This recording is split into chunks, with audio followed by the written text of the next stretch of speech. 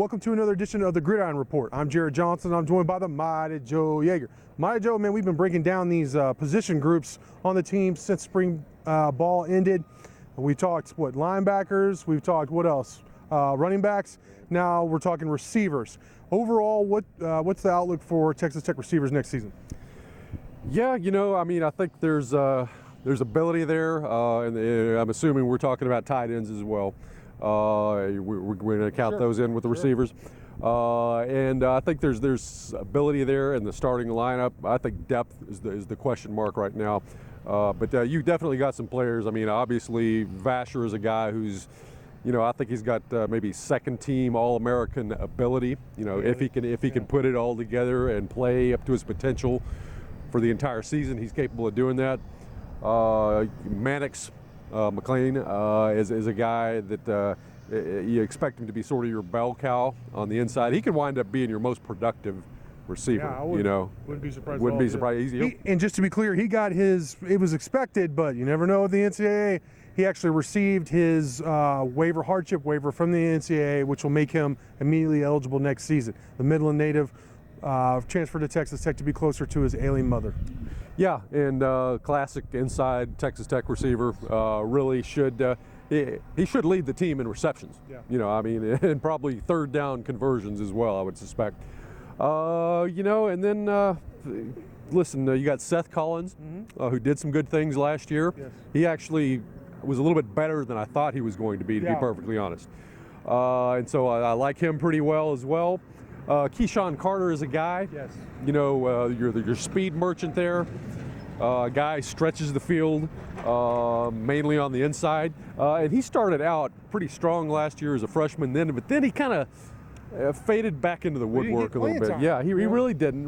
And so you want to see that progression kick back up, and you see that trajectory that we thought we saw actually come to the fore. And if he goes ahead and takes a step or two forward, then he's going to make a difference.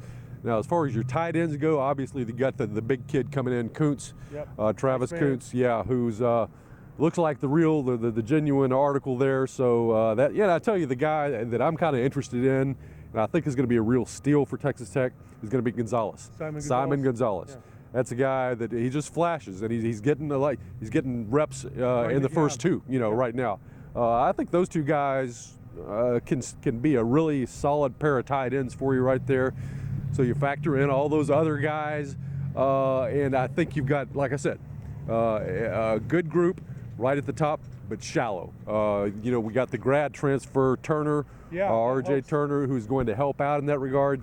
Maybe Alante Brown can help out as well, the recruit out of Chicago. Yes. So that you need those guys to sort of come in and fill with your depth a little bit there.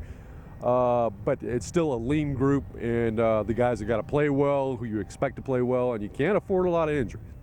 And one guy that you didn't mention, and I like all the guys you mentioned, but Eric Ezukama, I think, had arguably the best spring of all the receivers. With Vasher being hurt, Collins being hurt, he got a lot of reps, and he looked really good in the spring game. I mean, the offense, and all the scrimmages and spring game and everything we saw, didn't look all that great. Let's be honest. They were going very vanilla. I get that, but man, they didn't look all that great. But Easy E definitely, it's a term we use a lot. Flashed. He made some big catches and showed why he was a 4-star recruit.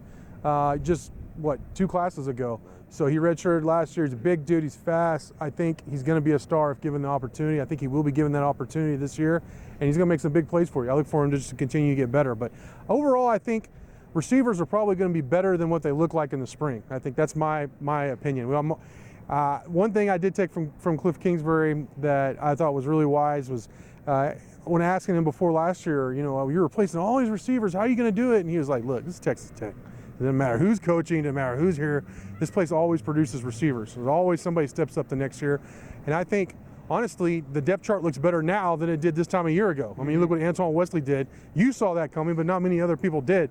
So I think Texas Tech's going to be just fine at receiver, and I think McLean Mannix really is kind of an anchor for that core. They really needed him to be eligible immediately, and he is.